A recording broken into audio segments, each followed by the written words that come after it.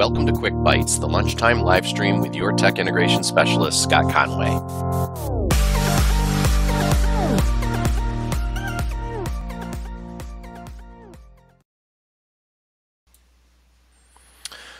Welcome to today's session. I thank you for joining us. I would just like to call your attention to the chat sidebar to the right of the video as you watch our live stream today. So if you're joining us live and you feel like you have a question you'd like to ask and have answered, please go ahead and do so right through that. And we'll try to get to all of them towards the end of today's session, which should be about 10 to 15 minutes, and is on the topic of recording a Google Meet.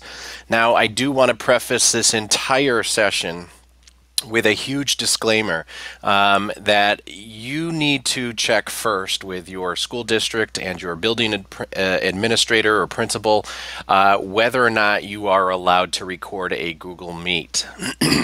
Now, I say this because a lot of us are conducting these Google Meets with our students, and before you record a session with another live human being as a participant, you need to ask their consent. You need to make them aware that you are recording that session.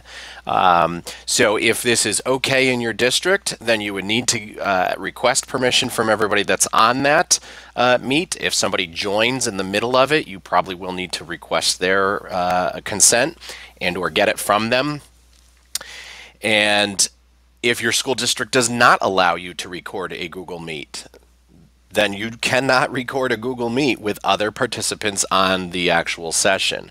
What I'm going to show you today is recording a Google Meet by yourself. There are no participants in this session. And that's the demonstration I'm going to show you today, is that this tool can be used very similarly to the tool called Screencastify, where you are recording what you do on your desktop for the purposes of a tutorial. So there are going to be 0 participants in my session, and when I go to record my session, I don't need to request consent from anyone because there's no one that's participating in my session. So again, the disclaimer is this: if your district does not want you recording your sessions when you have participants, then you cannot do that. If they are allowing you to record your sessions, then please know you need to get consent from every participant on that session before you click record. So that being said, again, today's demonstration is for the purposes of you creating a tutorial of just what you alone are doing on your desktop. And I am going to record this session.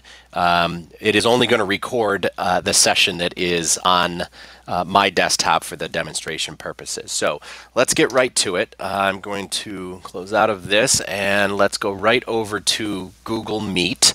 And again, I can get to this from the app launcher, or I can directly type Google Meet into the address bar. And the first thing we're going to do is join a meeting, or create a meeting, excuse me. I'm going to call this one Demo. And we'll just disable the camera for right now. I don't really need that. You could choose to show the camera yourself during the demonstration. You don't have to. It does show up off to the far right as you're doing your demonstration when you present and record. But you can also just choose to show your profile image, which you're going to see from mine today. And there has been a recent update. So there is a new feature when it comes to presenting your screen. So that's really another reason why I want to show you how to do this and the purpose why you would do this. And again, it's just similar to what you would do with Screencastify. You're going to screen record your computer along with your spoken microphone or your spoken text through your microphone to provide tutorials or lessons to your students. So I'm going to go ahead and join the session. And again, I'm not adding anyone to this. The reason I'm running this is just for myself. I am going to present to myself, and then I'm going to record that session for myself. And we'll talk about what happens after that. So for the purposes of the demonstration, this is exactly what you might do if you were going to start a new lesson or demonstrate something to students. Now, I am going to pull in a new tab, and I'm going to do that on my other monitor. This is a lot easier if you have a second monitor to do this. If you don't, you might want to do split screen and view. Well, you know what? We might be able to do a split screen here. Let's see if we can get this to work. There we go. And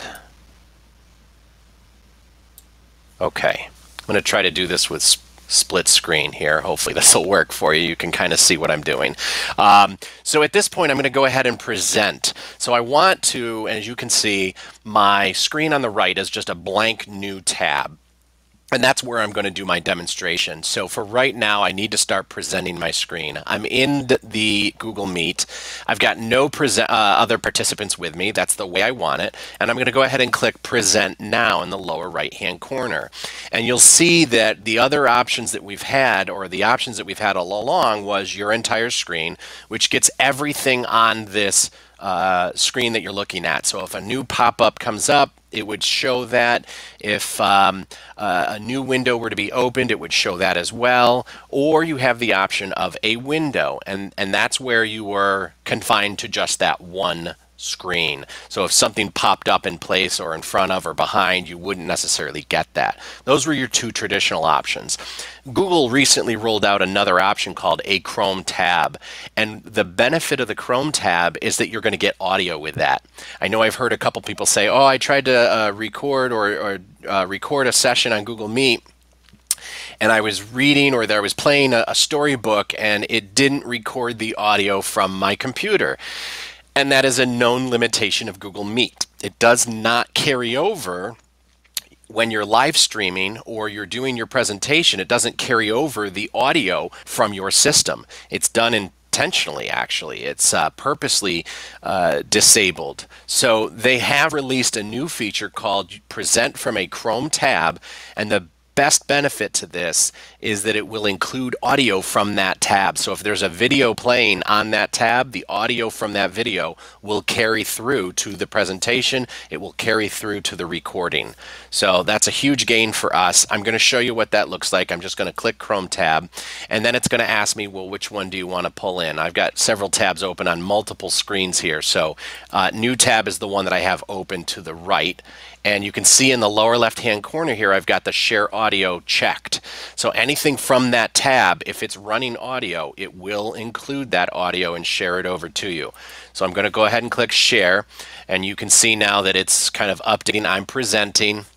You can see that it's got the little notification above that tab that says, or that above that screen that says sharing this tab to meet.google.com, and I can stop it. Notice that of the other tabs I have open, it says share this tab instead. So if I have multiple tabs open and I want to work on any one of them, I can alternate through those different tabs while I'm presenting. So one recommendation would be set yourself up ahead of time. Get all your tabs open that you want to use during your presentation, especially if they have audio. This would be the best way to go. But just remember that you will need to switch between your tabs when you go to present them. You will need to say share this tab instead, and you'll need to alternate back and forth. So I've got this tab open. This one's the presenting. Now I'm ready to go ahead and record. So I'm in the demo Meet. I am presenting. I'm presenting just a specific tab so that I can actually, a Chrome tab, so that I can actually incorporate audio. And then I'm going to come down to the three dots in the lower right-hand corner, and all the way at the top is Record Meeting. Now watch what happens when I click Record Meeting. Up pops the consent. Record a meeting without the consent of all participants may be illegal and actionable.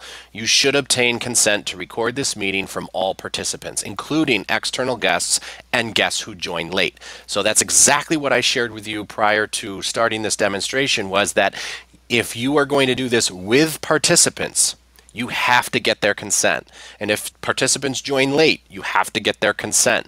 That is paramount to recording a session.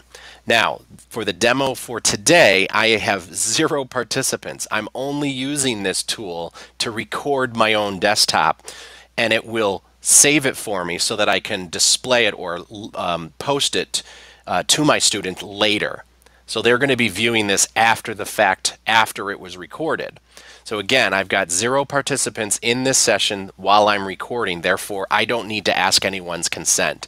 So in this case, I'm going to click accept. Now if I had participants in here who said they don't give consent, then I'd have to click decline and I would not be able to record this session. Just please be aware of that.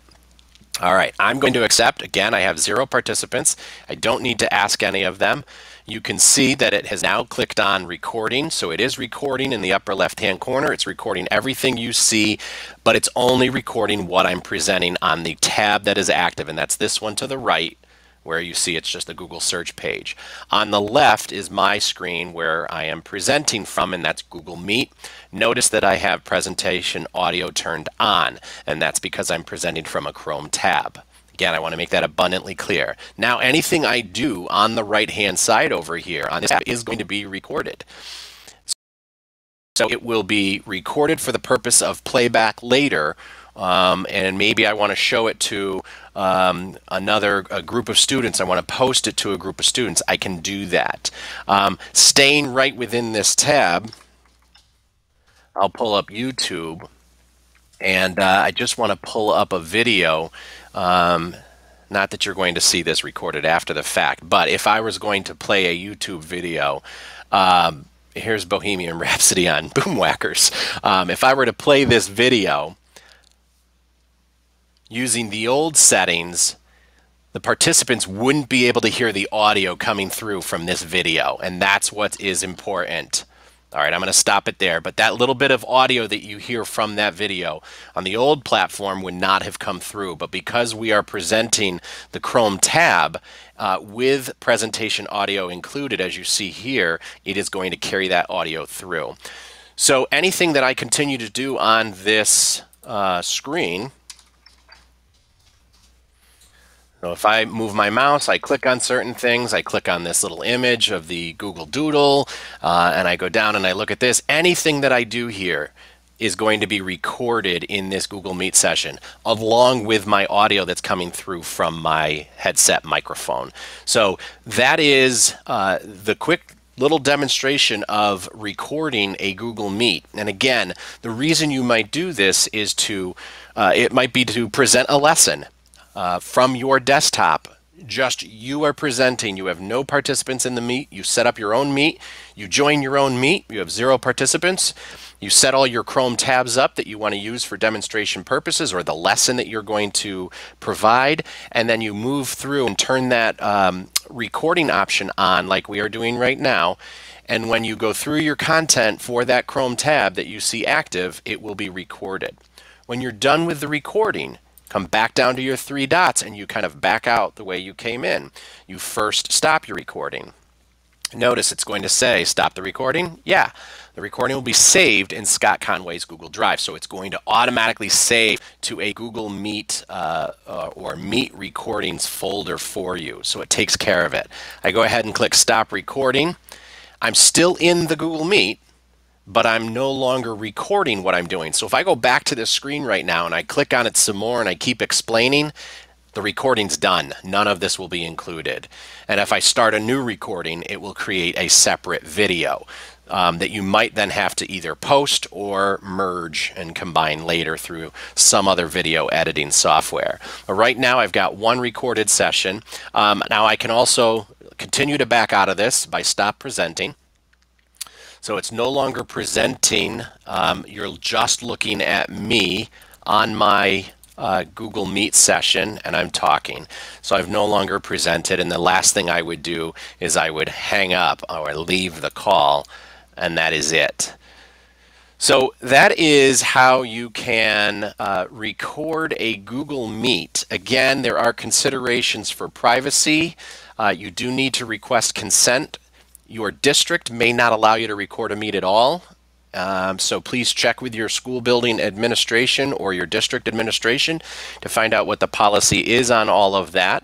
But this is a good alternative for recording your own desktop as a tutorial for a lesson starter. It could be a new topic starter, something like that.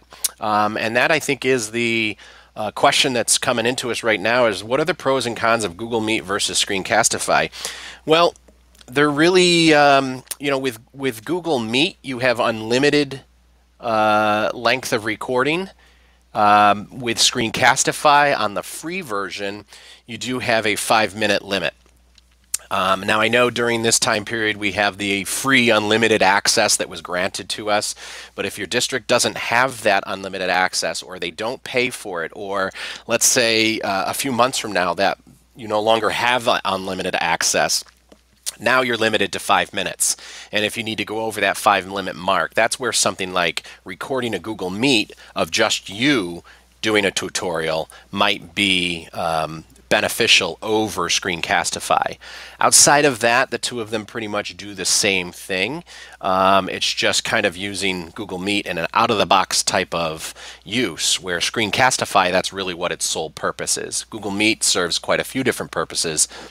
Recording a Google Meet for the purpose of a tutorial is one kind of out-of-the-box type of use. And again, the biggest benefit is Google Meet is completely free, unlimited recording length. Screencastify in the free version would be a 5-minute length cap. If you have the unlimited paid version of Screencastify, then you have unlimited recording time. So there really wouldn't be much difference between those two. So that is all for questions today. I want to thank you for joining my session and hope you will join us for the next one. Thanks.